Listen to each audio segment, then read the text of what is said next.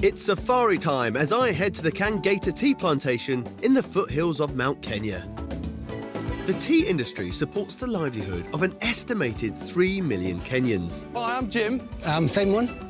And farm manager Simon Mwenge is responsible for harvesting 300,000 kilos of the stuff every week. When I go shopping, what's going to affect the price of this tea? The price is the quality from the farm. The two-leaf underband is very, very important. You selectively pluck two-leaf underband like so. Here, only the top 2 leaves are picked, along with the unfurled leaf or bud at the very tip of the plant. It must be very expensive hand picking. Why not just have a machine that collects the tea? Machines have been tried elsewhere, and even here we have tried machine. But the quality is inferior. Plantations in some other countries do use machines, but as they harvest stalks and all, they're generally only used for the very cheapest teas. Here, the more careful hand-pick method is important, as I'm learning. She's laughing at me, I can hear. OK, stop. Let's have a look. Oh. So basically you've picked 4 times the amount of tea I've picked, and all my tea has got really long stalks. Yes, long stalk is not desirable. The long stalk is fibrous. So that's the quality tea, and this would be the cheaper tea? Yes. Right. The hand pickers need to achieve a minimum 75% 2 leaves and a bud. Too many stalks, and the crop will be rejected at the local processing plant. Hi there, I'm Jim. I'm Winston. Welcome to Kangaita. Nice to meet you, Winston. I'm here to find out what you do with the tea that we picked this morning. Can we see? Yeah, let's get in. Let's go. Yeah. First, quality control, to make sure that not too much of that pesky stalk has found its way into the crop. This is absolutely crucial then. Yes, very crucial. Because if you get it wrong here, even the final product will be bad. Right. How are we doing? Good? 80%. It is 80%. Wow. Good leaf. So this is good leaf? This is good leaf. Once accepted, the tea's whisked into the factory where it's tipped onto tables and left to wither for up to 16 hours. Withering is the reduction of water from the leaf. So how do you know that tea's properly withered? We honor like this on our ear.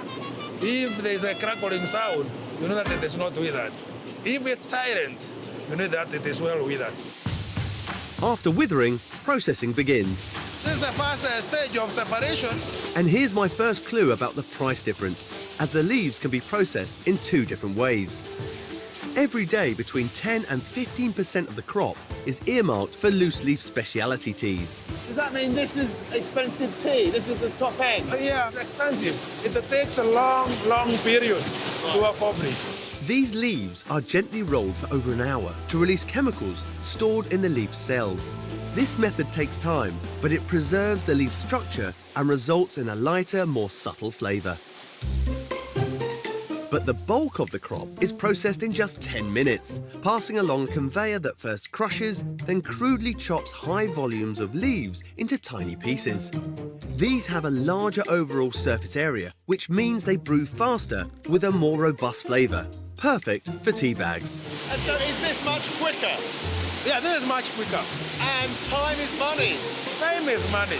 So a faster process makes a more affordable product. Yeah, it's more affordable as opposed to those other specialty teas. Both types of tea are then left to ferment or oxidise, with the pricier teas left up to 3 times as long.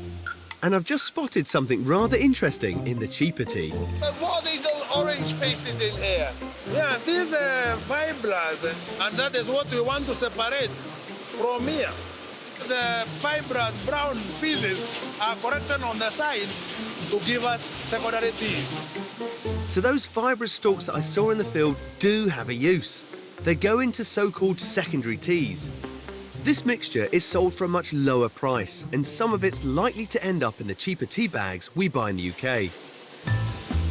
The remaining leaves are sent for even more sorting, in a machine that resembles a giant sieve.